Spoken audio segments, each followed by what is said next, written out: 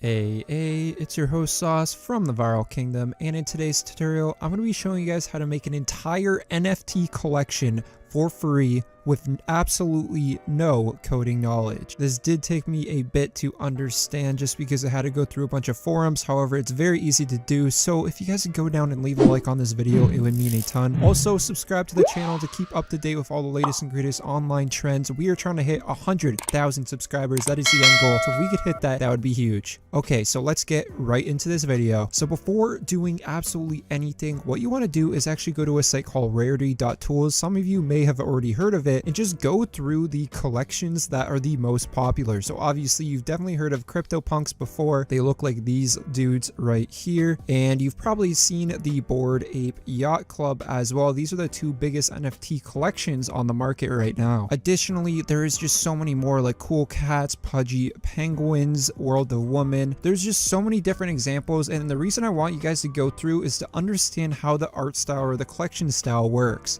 Usually it forms one base template. So for the World of Woman, it is this base woman girl, but it can come in different colors with different hair, different mouths, eyes, eyebrows, but the base shape always stays the same. And that's what you want to keep in mind when designing your collectible. Now, for example, I'm actually working on a personal project that hopefully will be up on OpenSea by the time this video comes out. Now, I can't actually show the full design of this idea just because YouTube terms of service would not enjoy it, but as you can see in this Photoshop file, this is how I have it set up. So these are the different layers that there is: a mouth, a chain, hats, eyes, head, body, arms, and background. And in these folders, there is all the different types of layers that could be on your collectible. So for example, here's a winter theme, Christmas theme, nighttime theme, a Rick and Morty theme, a sunny day theme. You guys kind of get the idea. This is what you want to do when designing your collectible in Photoshop or Paint. Something to keep in mind is the more things that you have, the more variations your NFT collections will work with, and it will just look a lot cleaner when there's more variation. So get creative, create as much things as you can, and I highly suggest keeping everything organized in folders like I do in my Photoshop file. Okay, so once you have all your layers designed out, do not make the mistake of single-handedly saving different PNGs that you create yourself. Do not do that. Trust me, there is a way easier way that is going to save you a ton of time. Obviously, making 10,000 of those would be impossible, but through the work of generative art and this code that you don't need to code yourself, you can do this in no time. So here's a little example on screen. I'm just going to go through it quick, but there is 288 currently printing out 291, and as you guys can see, the number keeps going up. Now I may have to blur this out just because this is the character that YouTube may not enjoy, but as you can see, images just keep on popping up, and that is because I currently have the code going on in the background. Okay, so once you have everything designed, what you want to do is go to this website right here, and it is a GitHub. If you don't know what a GitHub is, it's not too big of a deal. All you want to do is go to code and then download zip. Click that, and then in your downloads, you'll get a zip file. Now you're going to need a WinRAR downloaded or a 7-zip, and you just want to click it and then do extract here, and it'll extract this folder. In this folder, you're going to see a bunch of crazy stuff: input, output, all of that good jazz. And that means that everything downloaded correctly. Now the second thing you want to download is a app called Visual Studio Code. And this is where all the magic happens. So get that downloaded and then open it up. Then the next thing you want to do is go to File, Open Folder, and then find that folder in your downloads. Hit Select Folder, then select the checkbox, and yes, I trust the authors. Once you have that opened up, you'll see all these different options. So the next thing you want to do is click on the index.js and then open the input and click the config.js. Then you want to select terminal and then new terminal. Then you want to type in npm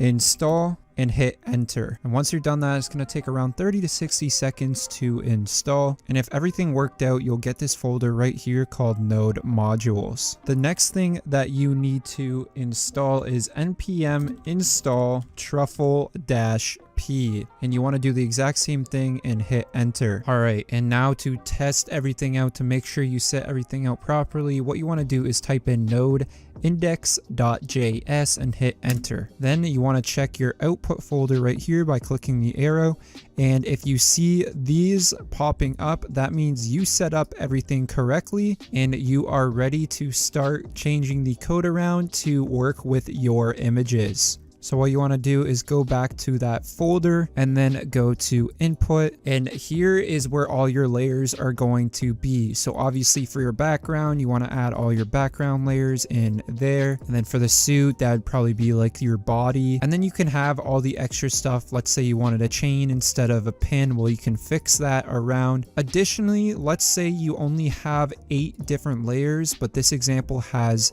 10. Don't worry, all you want to do is go into your code, go to config, and take out the last 2 parameters that you don't need. So now we only have hair, mask, facial hair, race, pin, shoulder, and suit, and background. Additionally, let's say you want to add more than 2 backgrounds. Well, this is very simple to do. What you want to do is just copy one of the background codes, go under it by 1 by pressing enter, and then Control V to paste it in. Then you want to change the ID to one up of the other, so it goes 0, 1, then you want to change it to 2. The name, obviously the name of your background. So let's say we wanted to make a pink background. You just want to change that to pink, and then it's going to ask for the directory of it. So you just want to change that to pink.png, and then you want to go over to your downloaded folder, go to input, go to background, and then you want to upload a pink background in here and call it pink. And bam, as you guys can see, we have that image I uploaded as the new background that pops in every once in a while. Actually, we're getting a lot of those. Finally, we got a light blue. But yeah, you just want to change it around with your backgrounds. Obviously, I just grabbed a quick photo I had already on my PC, which was the TikTok logo. But there's so much variation you can do with these, and that's why I absolutely love this. So the last thing we're going to go over is how to fix the rarity on each different layer that you have. So let's say you want to make a mask be super unrare. What you can do is set that to around 100, and that's going to make sure that majority of your characters are going to have a mask. But let's say we wanted to make it really rare that you don't have a mask, you would set that to like something like 3, and that make it super rare to get a character with a mask. That is how you change the rarity, by changing the weight. The lower, the more rare; the higher, the less rare. Now, the last thing we're going to be going over is how to adjust how many NFTs you actually want. And this is very simple to do. You just want to scroll up on the config.js code and change the code to whatever you would like. I've seen most collections go for around 10,000, so you can adjust that to 10,000.